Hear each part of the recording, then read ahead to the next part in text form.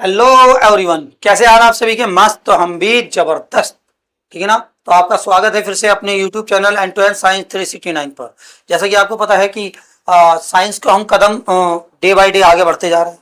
अगर आप इसको बार बार देख रहे हैं या प्यार से पढ़ रहे हैं तो जानते हैं आपने अब तक की केमिस्ट्री को 35 नंबर में से, सॉरी 20 या 60, मतलब 22-23 नंबर में से आपने 18 नंबर की केमिस्ट्री पढ़ चुकी है। अगर आपको फिर भी लगता है कि हमारे कुछ याद नहीं है, बेटे एक बार दोबारा सारी वीडियो को दोबारा देखना, आपको कितना सारा याद निकलता है। क्योंकि हम पढ़ा ऐसे रहे हैं जो आसान वे में, जो हमें आपको बिल्कुल सब कुछ पता चलता है। ठीक है ना प्यारे बच्चों।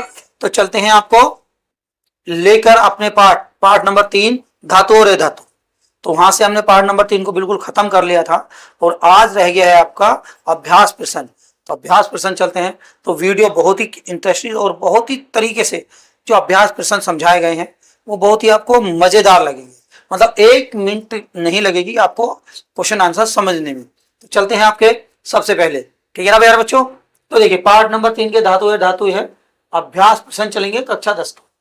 ठीक है ना। साइंस का है पार्ट नंबर 3, तो आपको समझ में आना होना चाहिए। तो मैं एक दूसरे रंग का मार्कर ले लेता हूं ताकि हमें आसानी रहे किसको क्या समझाने में। तो देखो बेटी, पहले बहुविकल्पी प्रश्न है, निम्न में से कौन सा युग्म, युग्म का मतलब होता है बेटे जोड़ा, विस्थापन अभिक्रिया दर्शाता है। विस्थापन अभिक्रिया आएगी तो इसका मतलब हमें पहले चैप्टर को रिवाइज करना पड़ेगा। विस्थापन अभिक्रिया क्या होती है? जब कोई एक ज्यादा क्रियाशील धातु किसी यौगिक में से एक तत्व को लात मार के बाहर भगा दे कि तू भाग, मैं यहां पर रहूंगा। ठीक है ना। और उसका स्थान ग्रहण कर लेता है, उसे बोलते हैं विस्थापन अभिक्रिया। यानी कोई इसमें से हटा देगा लेकिन होना चाहिए उससे ज्यादा क्रियाशील। तो देखते बेटे यहां पर क्या था। तो सिल्वर नाइट्रेट का विलयन है और कॉपर धातु। यानी अगर हम देखें, यह है नेहा ने मेघा को नेहा और मेघा ने झंडू बाम लगाकर अली को क्लियर किया। यानी ये हाइड्रोजन यहां पर तो आ रहा है, हाइड्रोजन ने कॉपर को। तो देखो नेहा पहले मिलती है और कॉपर नीचे मिलता है, यानी कॉपर इसमें लात नहीं मार सकता क्योंकि ये अधिक ऊपर है। ठीक है ना प्यारे बच्चों, इसमें लात नहीं मार सकता, इसका मतलब ये वाला तो हो नहीं सकता। अब ऐसे देखते हैं मैग्नीशियम को। तो मैग्नीशियम क्या है बेटे? मैग्नीशियम नेहा और मेघा ये दोनों साथ आती हैं, ये तो शुरुआत की बात है। और एल्युमिनियम नीचे आता है। नेहा और मेघा ने अली को झंडू बाम लगाकर क्लियर किया। तो अली तो नीचे आ रहे तो एल्युमिनियम तो नीचे, तो इसमें धातु में लात नहीं मार सकती, मतलब दूसरा भी विस्थापन अभिक्रिया नहीं है। फेरिक विलयन और सिल्वर धातु। अब देखिए फेरिक विलयन, फार्मन ने अपना कार्ड निकाला और प्रतिभा को दिया। हाइड्रोजन ने कॉपर को हगीज लाने के लिए एग्री किया। तो बेटे देखो फेरिक ऊपर है और सिल्वर जो होता है एजी होता है, एजी हमेशा नीचे है तो इसमें लात नहीं मार सकता, मतलब ये भी विस्थापन अभिक्रिया नहीं है। तो एक बची है, तो इसको देख लेते हैं। बिल्कुल सिल्वर नाइट्रेट के विलयन और कॉपर धातु। तो देखिए बेटे हाइड्रोजन पता है ना, हाइड्रोजन ने कॉपर को हगीज लाने के लिए एग्री किया, मतलब हाइड्रोजन सिल्वर जो है नीचे बैठी हुई है, किससे? कॉपर से। तो ऊपर वाला नीचे वाले में क्या कर देगा? लात मार देगा, मतलब सिल्वर को विस्थापित कर सकता है। तो बेटे यही हमारा क्या रहा? आंसर रहा। ये क्या रहा बेटे? हमारा आंसर रहा। तो यही हमारा रहेगा आंसर। समझ में आई बात को ना? चलिए अब क्वेश्चन नंबर 2 की तरफ चलते हैं। लोहे के फ्राइंग पैन को जंग से बचाने के लिए में कौन सी विधि उपयुक्त है? पहले समझे लोहे के फ्राइंग पैन क्या होता है। लोहे का फ्राइंग पैन क्या होता है? चाय नहीं बनाते हैं फ्राई पैन बोलते हैं इसे। फ्राई पैन में चाय जो बनाते हैं, मतलब एक गोल सा होता है, उसमें हैंडल होता है और वो चाय होता है। तो फ्राई पैन को जंग से बचाने के लिए में कौन सी विधि उपयुक्त है ये देखना है। तो देखिए ग्रीस लगाकर, अगर हम ग्रीस लगाकर उससे चाय बनाएंगे फ्राई पैन में तो उसकी महक उसमें आ जाएगी और उससे गर्मी से ग्रीस पिघल जाएगा तो फिर भी वो फूंक जाएगा, मतलब खराब हो जाएगा। ये विधि तो नहीं हो सकती। क्लियर है ना?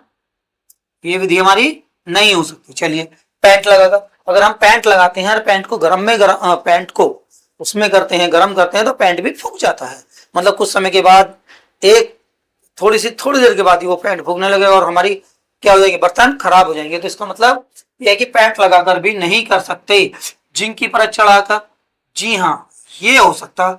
लोहे पर जिंक की परत चढ़ाई जा सकती है। क्यों? लोहे को ना तो ये विस्थापित कर सकता है क्यों फार्मर ने अपना कार्ड निकाला, सॉरी, नेहा मेघा ने अली को झंडू बाम लगाकर क्लियर किया, फार्मर ने अपना कार्ड निकाला। तो देखो फेरिक नीचे है और जिंक ज्यादा क्रियाशील है, तो जिंक कहां पर आसानी से बैठ जाएगा क्योंकि इसमें विस्थापित कर देगा। तो मतलब इसको विस्थापित भी नहीं होने देगा, आगे भी नहीं जाने देगा, खराब भी नहीं होने देगा क्योंकि ये ताकतवर है, तो इसकी बिल्कुल ये रक्षा करता रहेगा। तो हम किसकी क्रिया कर सकते हैं बेटे, जिंक की परत चढ़ा सकते हैं। नहीं तो आपने देखा होगा कुछ फ्राई पैन आते ऐसे हैं जिसकी तली अलग होती, लाल रंग की होती ना, बाजार में मार्केट में बिकते भी हैं, तो उस पर जिंक होता है, तो जिंक की परत चढ़ी होती है। तो बेटा इस यहाँ पर हो गया हमारा क्वेश्चन नंबर सी, क्या होगा हमारा क्वेश्चन नंबर सी सही हुआ, ना कि हमारे ये दोनों दोनों गलत है, हमारा सी सही हो गया। चलिए अब उपरोक्त सभी तो है नहीं, जब दो नहीं है तो उपरोक्त कैसे होंगे, बस ये वाला हो गया, यही हमारा क्या रह गया बेटे, आंसर रह गया। चलिए अगला देखते हैं, कोई धातु ऑक्सीजन के साथ क्रिया करके उच्च गलनांक वाला यौगिक निर्मित करती है। चलो अच्छी बात है, कोई भी धातु ऑक्सीजन से क्रिया करते हैं उच्च गलनांक वाला, जो मतलब बहुत देर में गलाया जा सके, वह निर्मित करती है। यह यौगिक जल में विलय होता है, यह यौगिक जल में विलय होता है, विलय का मतलब होता है घुलना, तो ये यौगिक जल में घुल जाता है बेटी।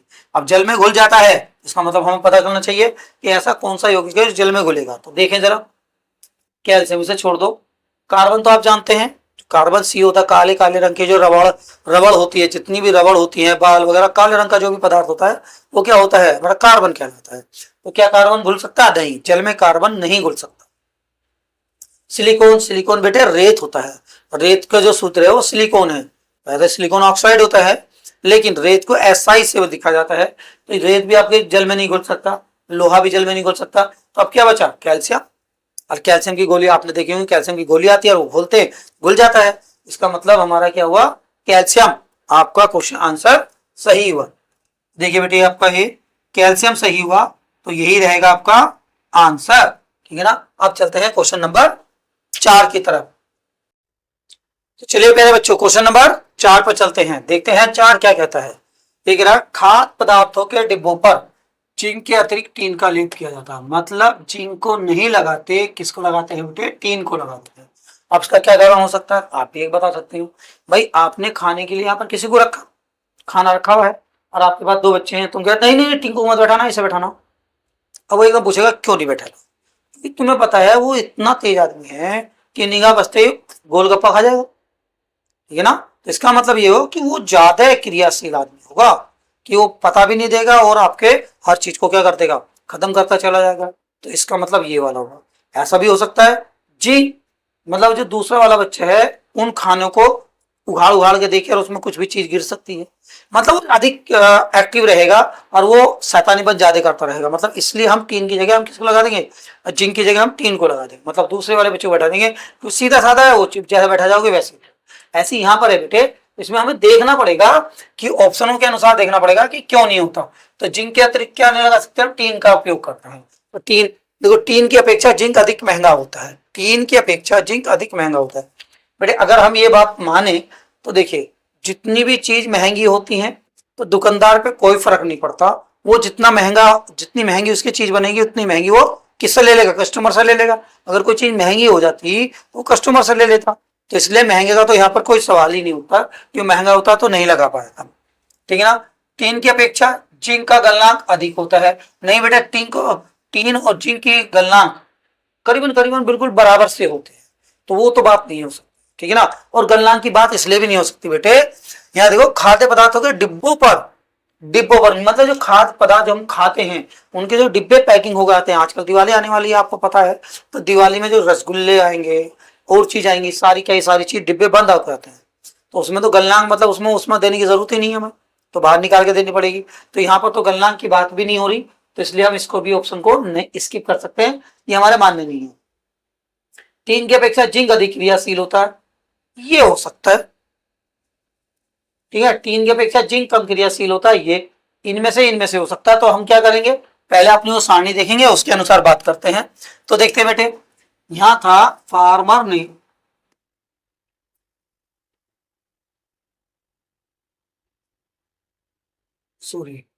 यहाँ पे लिखे नेहा और मेघा ने अली को झंडू बाम लगाकर क्लियर किया, फार्मर ने अपना कार्ड निकाल कर सने मन से प्रतिभा को दिया। तो देखो जिंक ऊपर है और एसिड नीचे है, इसका मतलब ये है कि अगर खाद्य पदार्थ के डिब्बों पर जिंक लगा देते हैं तो खाद्य पदार्थों के साथ वो क्या कर लेगा, अधिकतर क्रिया कर लेगा और वो खाद्य पदार्थ को क्या कर सकता है, हानिकारक बना सकता है, और टीन ऐसा नहीं कर पाएगा। इसलिए हमारा बेटे ऑप्शन कौन सा हुआ, सी सही हो गया इसी कारण से, ठीक है ना। इसमें यहाँ पर ये वाला कौन सा ऑप्शन हुआ आपका, सी सही। अब देखते हैं क्वेश्चन नंबर 4 के बाद बेटे आपने 6 लिखा, क्योंकि 5वां क्वेश्चन आपको प्रैक्टिकल के तौर पर है कि हथौड़ा वथौड़ा ले और उसके अनुसार एक छड़ बनाए, ठीक है ना। वो आप घर पे करके देख सकते हैं, आराम से आसानी से बन जाएगा, वो इसमें विद्युत धारा आपको दिखाई देगी, ठीक है ना। क्वेश्चन नंबर 6 है जो पेपर में आने लायक है। तो ये कह रहा है उभयधर्मी ऑक्साइड क्या होते हैं, दो उभयधर्मी ऑक्साइडों के उदाहरण दीजिए, ठीक है ना। उभयधर्मी ऑक्साइड, उभयधर्मी मैंने पहली बार भी बताया था, उभय मतलब जो दोनों के गुण प्रदर्शित करे। तो यहाँ पर दो ऑक्साइड होंगे, वो अम्ल और क्षार के दोनों के साथ समान व्यवहार करता है, उसे बोलते हैं उभयधर्मी। यानी वे ऑक्साइड जो अम्ल और क्षार दोनों की भांति व्यवहार करें, अम्ल की तरह भी और क्षार की तरह भी व्यवहार करते हैं, उसको क्या बोलते हैं हम बेटे, उभयधर्मी ऑक्साइड बोलते हैं। तो चलती है लिखते हैं अब आपको इसी बात पर, तो लिखेंगे उत्तर में लिख देते हैं कुछ धातुओं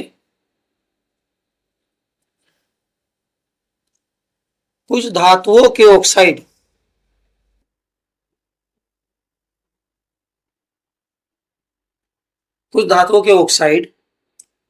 अम्ल तथा क्षारों की भांति, कुछ धातुओं के ऑक्साइड अम्ल तथा क्षारों की भांति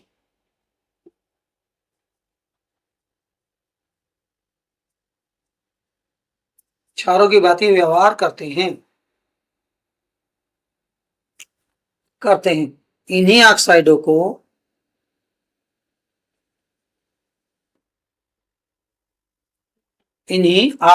को क्या कहते हैं बेटे, उभयधर्मी ऑक्साइड कहते हैं।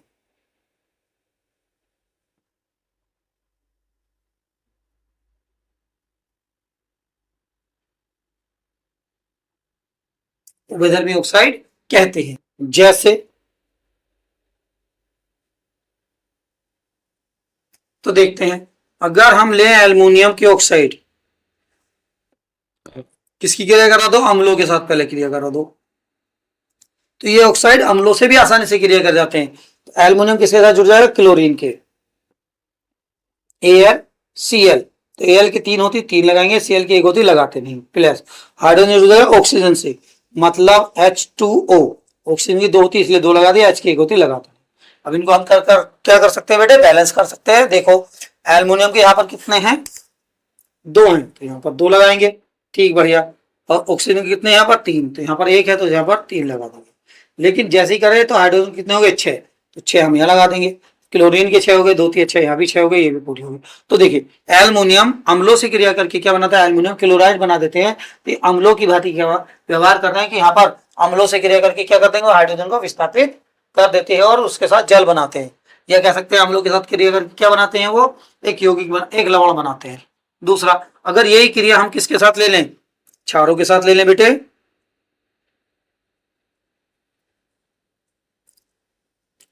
NaOH, तो एल्युमिनियम इसके साथ जुड़ जाएगा, यानी बनाएगा यहाँ पर ये बेटे, इसको याद रखना, सोडियम एल्युमिनियम ऑक्साइड, और यहाँ पर बनाएगा बेटे जल।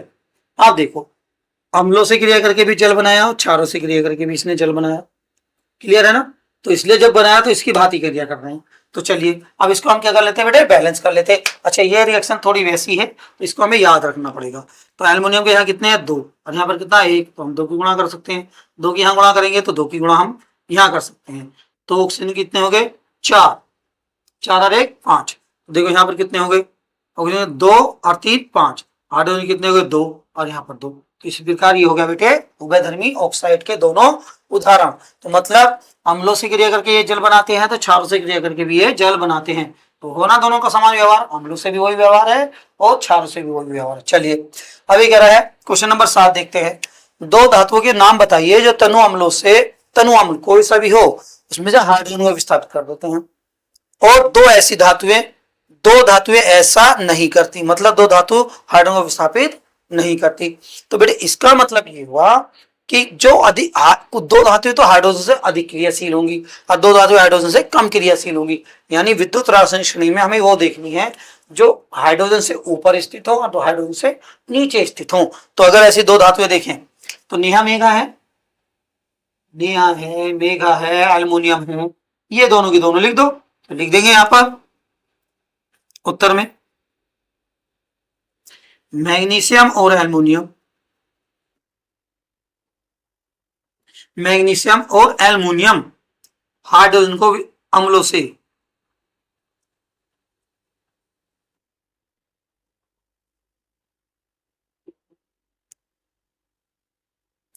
हाइड्रोजन को विस्थापित कर देती है।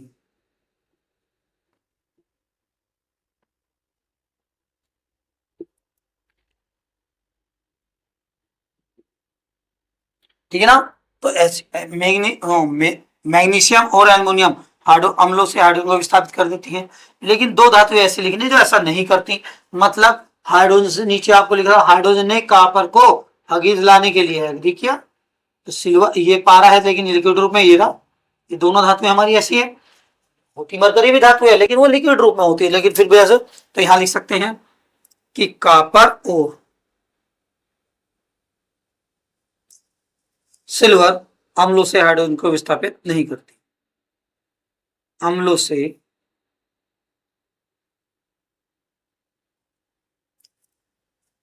हाइड्रोजन को विस्थापित नहीं करती।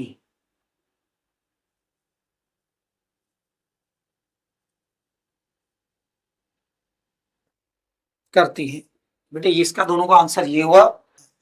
ठीक है प्यारे बच्चों, फिर मिलते हैं आपके क्वेश्चन नंबर 8 की तरफ।